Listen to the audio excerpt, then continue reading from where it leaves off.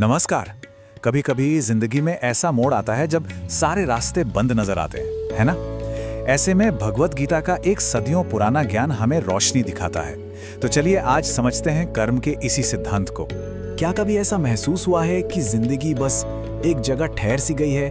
आगे क्या होगा, कैसे होगा, इसे लेकर मन में बस अनिश्चितता है और ये समझ नहीं आता कि आगे बढ़ने के लिए पहला कदम आखिर उठाएं तो कहां?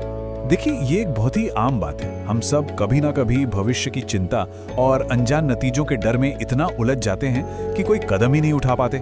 मतलब भविष्य का डर हमें हमारे आज में ही कैद कर लेता है। तो फिर इस उलझन का हल क्या है? चलिए इस आधुनिक समस्या का जवाब एक बहुत ही प्राचीन ग्रंथ में ढूंढते हैं और देखते हैं कि वो हमें क्या रास्ता दिखाता है।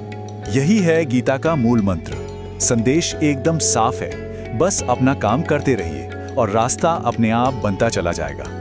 लेकिन ये सुनने में जितना सरल लगता है, इसका अर्थ उतना ही गहरा है। अब यहाँ कर्म का मतलब सिर्फ कोई भी काम करना नहीं है। नहीं, इसका एक बहुत खास और गहरा मतलब है। आइए इसके असली मतलब को समझने की कोशिश करते हैं। तो कर्म की सही परिभाषा ये है, मतलब जो भी हमारा कर्तव्य है, जो भी काम हमारे सामने है, उसे पूरी लगन और फोकस के साथ करना, इस बात की चिंता किए बिना कि उसका नतीजा क्या निकलेगा। असली ध्यान करने पर होना चाहिए, पाने पर नहीं। यहाँ देखिए, दो अलग अलग तरह की सोच है। जब हमारा पूरा ध्यान सिर्फ और सिर्फ रिजल्ट पर होता है तो चिंता और तनाव बढ़ता है। क्यों? क्योंकि नतीजा तो पूरी तरह हमारे कंट्रोल में होता ही नहीं है। लेकिन जैसे ही हम अपना ध्यान काम पे ले आते हैं जो कि हमारे कंट्रोल में है, तो मन शांत हो जाता है और हम बिना रुके लगातार आगे बढ़ते रहते हैं।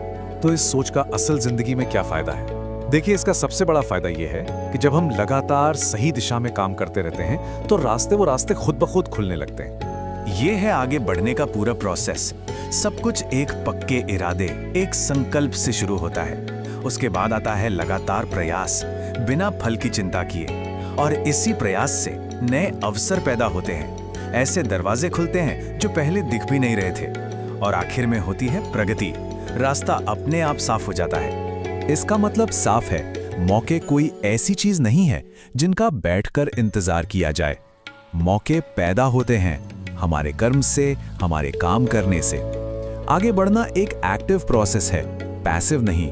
तो फिर इस पूरी बातचीत का निचोड़ क्या है? वो एक कौन सी बात है जो हमें हमेशा याद रखनी चाहिए, खासकर तब जब हम खुद को फंसा हुआ महसूस करें? यही सबसे जरूरी बात है। जब भी लगे कि सारे रास्ते बंद हो गए हैं, तो बस ये याद रखिए कि एक चाबी हमेशा हमारे हाथ में होती है, और वो है